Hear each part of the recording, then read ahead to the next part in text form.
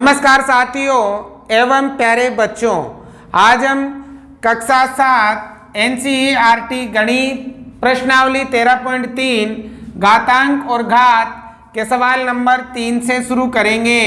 सवाल नंबर 2 तक पिछली क्लास में हमने कर लिए थे।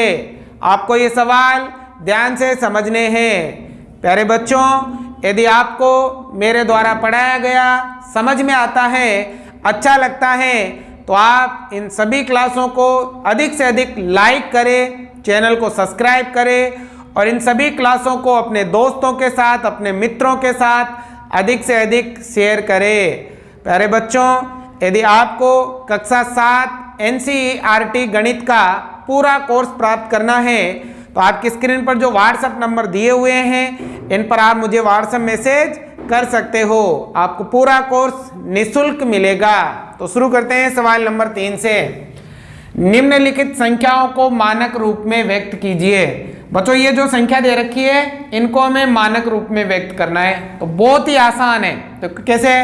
देखो, ये वाली जो नंबर है इसके पीछे 0 है, ठीक है ना। तो सबसे पहले हम क्या करेंगे, यहाँ 5 लिखेंगे। अब गुणा में इनके पीछे जितने भी 0 है ना उनको गिनेंगे। तो 1 2 3 4 5 6 7 0 है। कितनी 0 है? 7। तो इन 0 को हम घात के रूप में लिख देंगे, 10 की घात 7, ठीक है। तो इस संख्या का मानक रूप हो गया ये वाला, है ना। बहुत ही आसान, समझ में आया। देखो, यहाँ 5 लिखा गुणा में, अब इसके पीछे 7 0 थी तो उसको हमने घात के रूप में लिख दिया, 10 की घात 7। तो ये हो गया इसका मानक रूप। जैसे दूसरा देखो, यहाँ 7 है तो ये 7 लिख दिया। अब गुणा में इसके पीछे देखो 1 2 3 4 5 6 0 है, तो इसको लिख देंगे 10 की घात 6। ये हो गया इसका मानक रूप। समझ में आ गया? मानक रूप ऐसे होगा। अब देखो बेटा, इसमें आपके यहाँ के बाद 0 है, तो पहले ये नंबर लिखो 3 1 8 6 5। अब गुणा में कितने 0 है? 1 2 3 4 5, तो यहाँ 10 की घात 5। क्या ये वाला इसका मानक रूप है? क्या हम कहेंगे नहीं है, क्योंकि बच्चों आगे आपके एक ही अंक होना चाहिए। यहाँ तो बहुत सारे अंक है ना, तो इसके लिए हम क्या करेंगे, दशमलव लगाएंगे। 3 के बाद दशमलव लगाएंगे। क्या करोगे? अब यहाँ हम 3 के बाद दशमलव लगाएंगे। तो देखो 1 8 6 5। अब हम देखेंगे कि दशमलव के बाद कितने अंक है। 1 2 3 4। दशमलव के बाद कितने अंक है? 4। तो आपको क्या करना है, यहाँ 4 घात और बढ़ा देनी है। तो 10 की घात 5 थी, तो 4 और बढ़ते कितनी हो गई? 9। ये आ जाएगा इसका मानक रूप। अगर यहाँ नंबर एक ही है कोई दिक्कत नहीं है, लेकिन नंबर ज्यादा रह जाते हैं तो हमें दशमलव लगाना है। और दशमलव के बाद जितने भी अंक हो, जैसे 1 2 3 4 अंक है, तो हम क्या करेंगे, यहाँ पर 4 घात और बढ़ा देंगे। तो 5 में 4 जोड़ेंगे तो कितनी हो गई? 9 हो गई। तो ये हो गया इसका मानक रूप। आगे समझ में?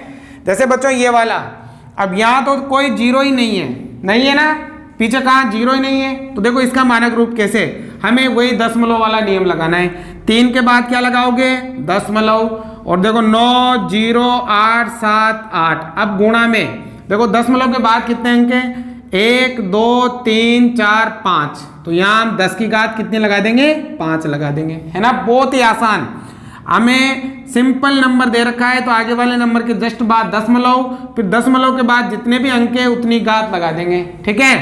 अब देखो ये वाला, इसमें बच्चों दशमलव लग रहा है, ठीक है। तो आप क्या करोगे, इस दशमलव को यहाँ लेकर आओगे, इस दशमलव को 3 के बाद, क्योंकि हमें आगे एक ही नंबर चाहिए, ठीक है ना।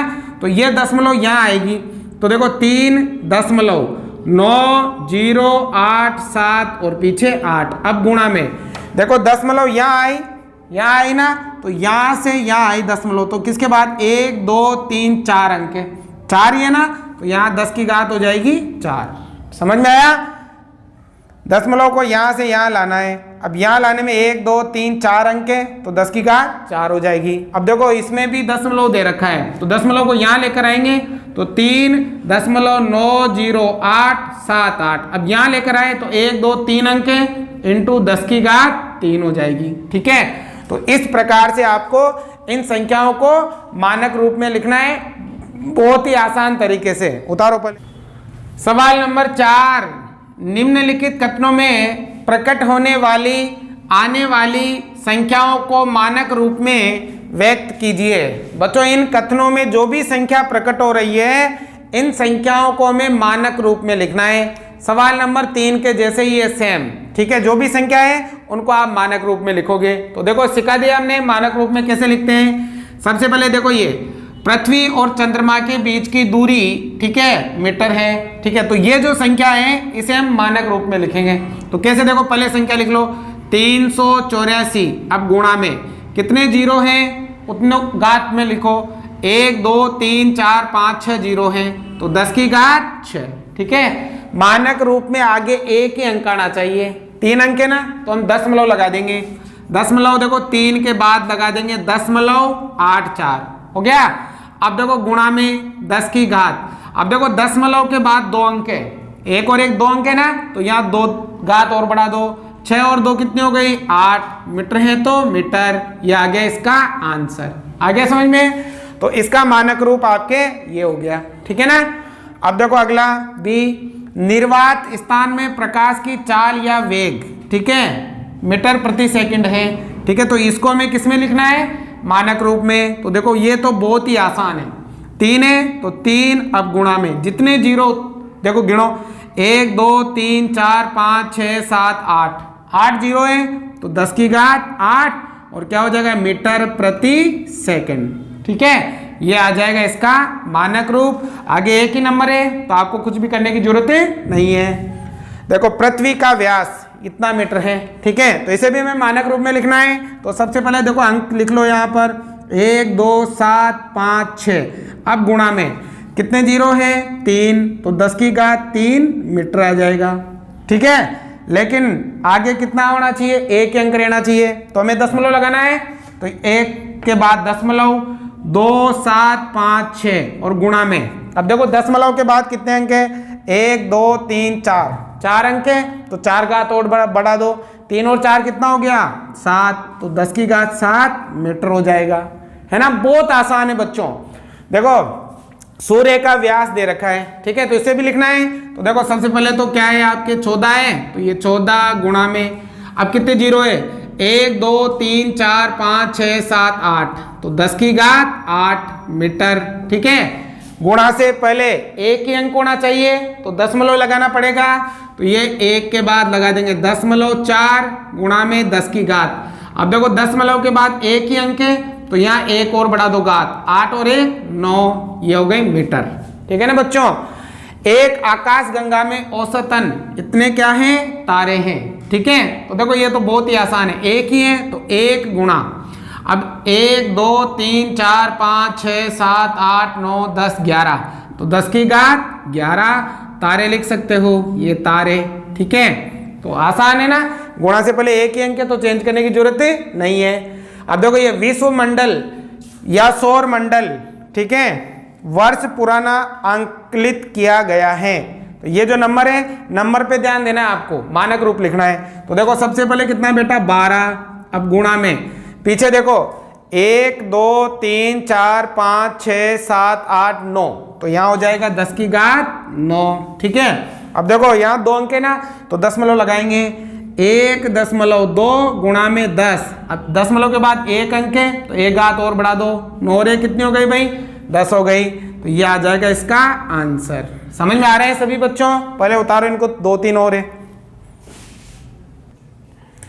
देखो आगे जी वाला है आकाश गंगा के मध्य से सूर्य की दूरी मीटर आंकलित की गई है। तो बच्चों इसे भी हमें किसमें लिखना है मानक रूप में। तो देखो बहुत ही आसान है, आपको संख्या पर ध्यान देना है केवल, ठीक है। तो यहाँ अकेला नंबर है 3। अब गुणा में जीरो गिनो, देखो 3 और 3 6 6 और 3 9 9 और 3 12 12 3 15 15 3 18 18 और 2 20 तो यहाँ लगा देंगे 10 की घात 20, यह आ जाएगा मीटर।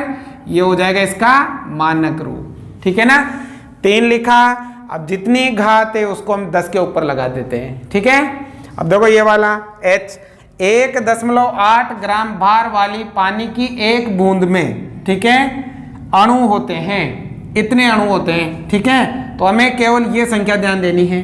इसी को हमें किस में लिखना है मानक रूप में। तो देखो ये संख्या है आपके 60 23 लिखेंगे 60 23। अब गुणा में जीरो है ना पीछे, तो कितने जीरो है देखो यहाँ से 3 और 3 6, 6 और 3 9, 9 और 3 12, 12 3 15, 15 3 18, 18 और 1 19। तो हम लिख देंगे 10 की घात 19। आगे केवल एक अंक होना चाहिए, 4 अंक है तो दशमलव लगाएंगे, लगाओ भाई 6, इसके बाद दशमलव 0 2 3। अब गुणा में दशमलव के बाद 1 2 3 अंक है तो 3 घात और बढ़ा दो, तो 19 में 3 जोड़ेंगे तो 22। ये हो जाएगा इसका आंसर। समझ में आ रहा है? देखो पृथ्वी में किलोमीटर क्यूब समुद्री जल है, ठीक है ना, इतना समुद्री जल है। तो देखो क्या करेंगे, सबसे पहले तो 13 53 गुणा, अब देखो 1 2 3 4 5 6 जीरो है तो 10 की घात 6 किलोमीटर क्यूब, है ना। लेकिन अब देखो यहाँ 4 अंक है तो दशमलव लगाएंगे तो क्या हो जाएगा 1.353 गुणा 10 की घात 6 किलोमीटर क्यूब। लेकिन देखो जैसे हमने यहाँ दशमलव लगाया तो दशमलव के बाद 1 2 3 अंक है तो वहाँ 3 घात और बढ़ा देंगे, तो 6 में 3 जोड़ा तो 9। ये हो जाएगा इसका आंसर, ठीक है। अब देखो लास्ट, मार्च 2001 में भारत की जनसंख्या इतनी थी, ठीक है, तो इसको भी हमें लिखना है। तो देखो सबसे पहले तो आ जाएगा आपके 10 27 गुणा में, अब देखो 1 2 3 4 5 6 जीरो है तो 10 की घात 6। अब देखो यहाँ हम दशमलव लगाएंगे तो 1.07 गुणा में 10 की घात, अब देखो दशमलव के बाद 1 2 3 है तो यहाँ 3 और बढ़ा तो ये हो जाएगा 9। यह हो जाएगा इसका आंसर, ठीक है। तो आपके प्रश्नावली 12.3 समाप्त होती है, 13.3 समाप्त होती है, और प्रश्नावली 13 घातांक और घात भी आपके समाप्त होती हैं। तो अगर समझ में आए तो लाइक शेयर सब्सक्राइब जरूर करें, और इन सभी क्लासों को आप ज़्यादा से ज़्यादा लोगों तक पहुंचाएं, ज़्यादा से ज़्यादा छात्रों को, गरीब छात्रों को इसका लाभ मिले, ऐसा आप प्रयास करें। Thank you.